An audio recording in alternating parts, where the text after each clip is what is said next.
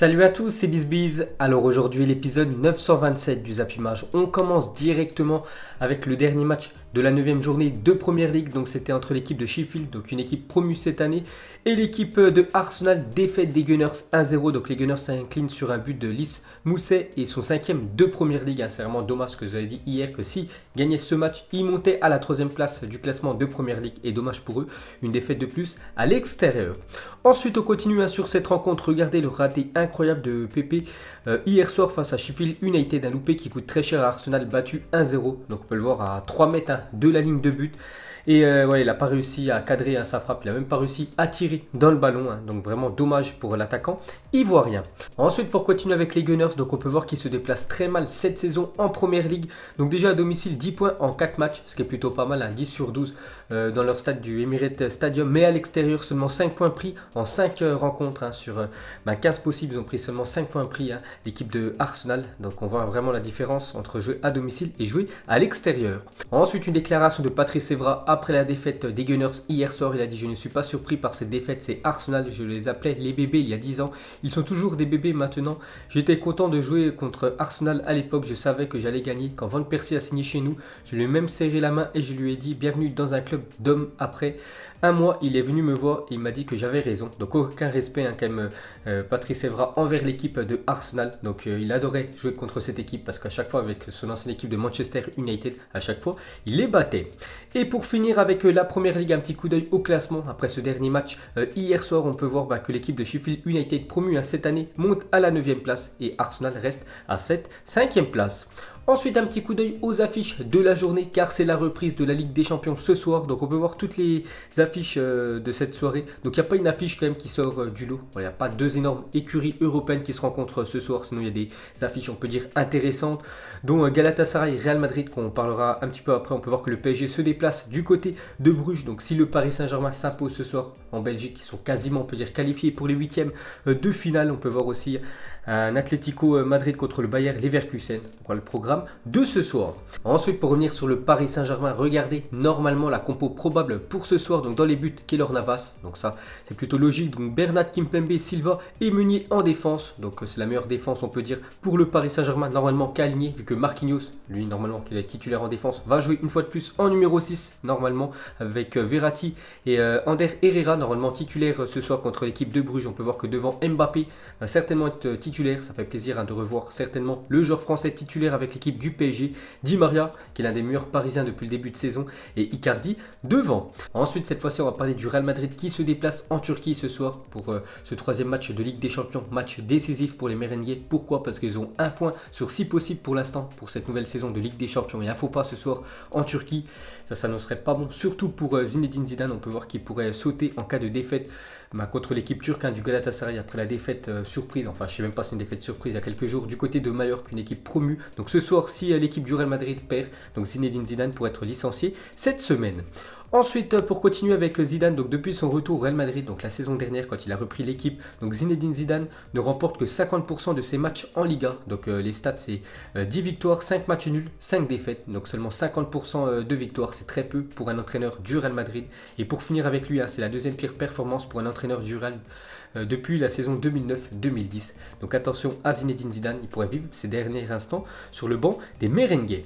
Ensuite, on ouvre la page Ballon d'Or. Donc hier soir, la liste des 30 joueurs nommés au Ballon d'Or 2019 a été dévoilée. Donc parmi ces 30 grands footballeurs, un remportera le 3 décembre prochain ce magnifique trophée qu'est le Ballon d'Or. Donc on peut voir que les gros noms du football sont présents, comme Sadio Mané, comme Cristiano Ronaldo, Lionel Messi, Virgil van Dijk. On peut voir quelques Français, on parlera un petit peu après. Donc voilà, parmi ces 30 là, un remportera ce magnifique trophée qu'est le Ballon d'Or. Ensuite, cette fois-ci, regardez les principaux absents du Ballon d'Or 2019. Donc on peut voir que Hakim Ziyech, qui a fait une saison magnifique la saison dernière avec l'équipe de l'Ajax, n'est pas présent dans cette liste des 30 joueurs qui peuvent prétendre remporter le Ballon d'Or. La même chose pour Neymar, Varane, Kanté, Pogba. Tout ça, ça remportera pas le Ballon d'Or cette saison. Modric, les gars, on parlera un petit peu après. Modric, l'ancien vainqueur du Ballon d'Or, n'est pas présent dans cette liste. On peut voir aussi que Harry Kane, Ramos, qui est habitué souvent dans la liste présélectionnée, on peut dire, des joueurs qui pouvaient gagner ce Ballon d'Or, n'est pas dedans. Donc voilà les principaux absents. On peut voir aussi quelques autres noms comme Marco Reus qui n'est pas dedans. Ensuite, on va parler de Olivier Giroud, était le 31e de la liste du Ballon d'Or 2019. Donc je vous ai donné les 30 noms qui peuvent prétendre remporter le Ballon d'Or. Et le 31e de cette liste, c'est Olivier Giroud. Donc il est à 2 doigts de figurer parmi les joueurs qui pourraient prétendre remporter ce Ballon d'Or. Donc je sais qu'il y en a beaucoup qui m'ont haussé les sourcils quand ils ont vu Giroud 31e. Mais voilà, Giroud a quand même terminé meilleur buteur de l'Europa League la saison dernière. Il a aussi gagné cette Europa League la saison dernière. Donc c'est peut-être pour ça qu'il est si bien classé, le joueur français. Ensuite, on revient sur Luka Modric, qui n'est pas dans les 30 nommés pour le Ballon d'Or 2019. C'est la première fois depuis l'instauration des listes en 1995 qu'un vainqueur n'y figure pas l'année d'après. C'est vrai que l'année dernière, magnifique saison pour Luka Modric. Bien sûr, avec sa Coupe du Monde, meilleur joueur de la Coupe du Monde 2018. Mais l'année qui a suivi, année très compliquée pour le joueur du Real Madrid, vraiment très moyen avec l'équipe du Real et aussi moyen avec l'équipe de la Croatie. Donc c'est pour ça qu'il ne figure pas dans les 30 joueurs de cette liste.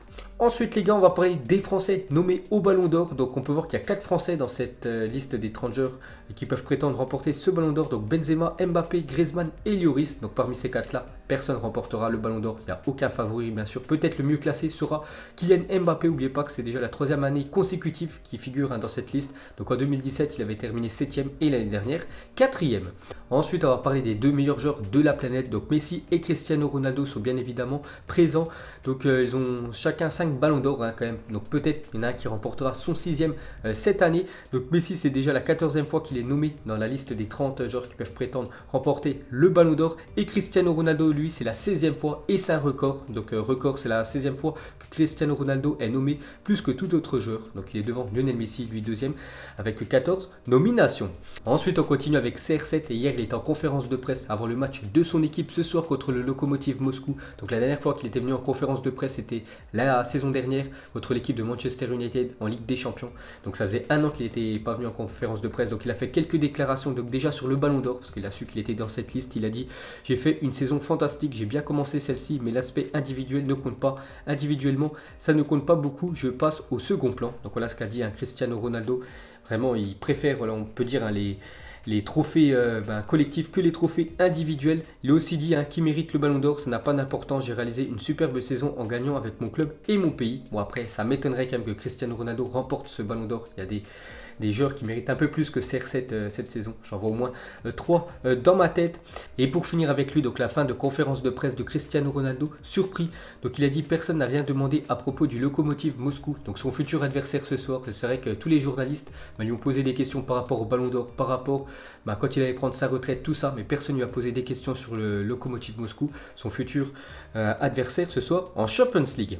Et pour finir avec Cristiano Ronaldo, qui figure parmi les 2 premiers au Ballon d'Or depuis 8 ans consécutifs. Donc voilà les gars, Cristiano Ronaldo toujours sur le podium du Ballon d'Or et depuis 2011, à chaque fois, il termine soit la 2e place, soit il gagne ce trophée. Ensuite, regardez les nations les mieux représentées dans les 30 nommés pour le Ballon d'Or. Donc on peut voir que la France en première position avec les Pays-Bas. Donc la France, on a parlé tout à l'heure. Les Pays-Bas, je crois qu'il y a Virgil van Dijk, Frenkie de Jong, Wijnaldum et Mathys de Ligt, le 4e. On peut voir le Brésil en 3e position. Donc voilà les gars, ce petit classement. On peut voir cette fois-ci les championnats les mieux représentés dans les 30 nommés pour le Ballon d'Or. Donc sans surprise, c'est la Première Ligue où il y a le plus de stars, on peut dire, avec 15 joueurs de Première Ligue. On peut voir 7 joueurs de Liga. On peut voir 2 joueurs de Ligue 1, donc Marquinhos et Kylian Mbappé. Donc vu que Neymar n'est pas dedans, donc seulement 2 joueurs de Liga cette saison. Cette fois-ci, regardez les clubs les mieux représentés dans les 30 nommés pour le Ballon d'Or. Donc Liverpool première position, City 2e et Barcelone 3e position, le PSG avec 2 joueurs, les 2 que je vous ai dit juste avant. Et pour finir avec ce Ballon d'Or, donc n'oubliez pas que la cérémonie du Ballon d'Or aura lieu le 3 décembre prochain. Donc dans moins de 50 jours, on saura le prochain vainqueur. Ensuite, cette fois-ci, regardez la liste des 10 nommés pour le trophée Yashin récompensant le meilleur gardien. Donc c'est la première fois que ce trophée va être remis à un gardien, parce qu'on sait que les gardiens c'est très compliqué pour gagner le Ballon d'Or. Donc maintenant ils auront un trophée juste pour eux. Donc les 10 joueurs présélectionnés sont ceux-là. On peut voir un joueur français, voilà, le gardien de l'équipe de France, Hugo Lloris. Donc j'en vois 2 quand même qui se détachent. Donc Alisson Becker et Ter Stegen. Normalement ça devrait être le gardien brésilien qui devrait remporter ce trophée. Et pour finir avec les gardiens, donc le seul gardien de l'histoire à avoir eu un Ballon d'Or, donc Lev Yashin, aurait fêté aujourd'hui ses 90 ans. C'est pour ça que ce trophée s'appelle le trophée Yashin. Donc c'est le seul gardien voilà, avoir remporté un ballon d'or. Donc aujourd'hui, il aurait fêté ses 90 ans. Regardez quand même ses stats quand il jouait au foot. Donc il y a pas mal d'années quand même. Donc en tout, 365 matchs, 270 clean sheets. Donc c'est quand même énorme. Plus d'un match sur deux, il prenait pas de but. 150 pénaltys arrêtés, un ballon d'or, élu meilleur gardien du monde au XXe siècle. Donc énorme prestation de Lev Yashin. Donc maintenant, bien sûr, il est décédé, donc il aurait fêté ses 90 ans aujourd'hui. Ensuite, on clôture cette page Ballon d'Or. Donc on parle du reste des infos. Donc rentré en retard après son match international avec l'Angleterre, Sancho va écoper d'une amende de 100 000 euros par le Borussia Dortmund. Donc déjà ce week-end, enfin le week-end dernier, il n'a pas joué contre le Borussia Mönchengladbach. Voilà, il était laissé de côté et il va écoper d'une amende de 100 000 euros pour être arrivé en retard avec son équipe de Dortmund. Ensuite, regardez le programme chargé pour le Barça à partir de fin novembre. Donc le 27 novembre, ça sera un match contre Dortmund. Quelques jours plus tard, un match contre l'Atlético. Ensuite, il y aura l'Inter Milan le 10 décembre prochain. La Real Sociedad et bien sûr le Real Madrid, le match qui a été reporté. Donc 4 grosses équipes que va affronter l'équipe du Barça en seulement 3 semaines. Ensuite, regardez la forme de Robert Lewandowski sur ses 9 derniers matchs. C'est quand même 12 buts pour l'attaquant polonais. Vraiment en ultra forme depuis ce début de saison. Et son acolyte au Bayern Munich, Serge Gnabry, c'est la même chose. 7 buts sur ses 5 derniers matchs. Donc ils sont en feu, ces deux-là. Ensuite, pour continuer avec un autre attaquant, celui-là, c'est l'inverse de Gnabry et Lewandowski. Il est plutôt en méforme, on peut dire, depuis quelques temps. C'est Moussa Dembélé, l'attaquant de l'Olympique Lyonnais. Donc 3 matchs sans marquer, 0 but sur ses 45 derniers tirs. Donc plutôt moyen pour l'attaquant français. Ensuite, en Écosse, au Pollock FC, un chien nommé Yardley a sa propre place pour regarder les matchs depuis les tribunes. Donc voilà cette photo insolite, on peut le voir tranquillement posé. Il bouge pas, le chien, un beau labrador en train de regarder la rencontre. Ensuite, Virgil van Dijk qui s'est encore fait déposer ce week-end. Il n'est plus le même cette saison. C'est vrai que la saison dernière, vous vous souvenez, je vous disais souvent des stats sur le défenseur néerlandais que personne n'arrivait à le dribbler. Ça a parlé en plusieurs mois. Et depuis ce début de nouvelle saison, ce week-end, il s'est encore fait dribbler. C'est par Marcus Rashford. Mais c'est fait dribbler aussi par Nicolas Pepe en Première Ligue et par le joueur coréen de l'équipe de Salzbourg en Ligue des Champions. Donc c'est pas le même cette année et l'année précédente. Ensuite, cette fois-ci, regardez les 3 équipes encore invaincues dans les 5 principaux championnats européens cette saison. Donc la Juventus, Liverpool et Wolfsburg, équipe surprise en Allemagne. Donc ces 3 équipes-là n'ont toujours pas perdu en championnat cette saison. Et pour finir ce Zap Image, vous mettrez en commentaire pour vous qui doit remporter le premier trophée Yashin de l'histoire. Parce qu'on va pas parler du Ballon d'Or. Voilà, je ferai une vidéo exprès sur le Ballon d'Or. Mais sur le trophée Yashin parmi ces 10 gardiens-là, lequel doit être élu meilleur gardien de la planète. Vous mettrez tout ça en commentaire. Donc voilà les gars, la fin de Zap Image 927. Donc si ça vous a plu, un petit like et je vous ferai l'épisode 928 demain. Donc moi je vous laisse et je vous dis à la prochaine. Comme d'habitude, ciao à tous.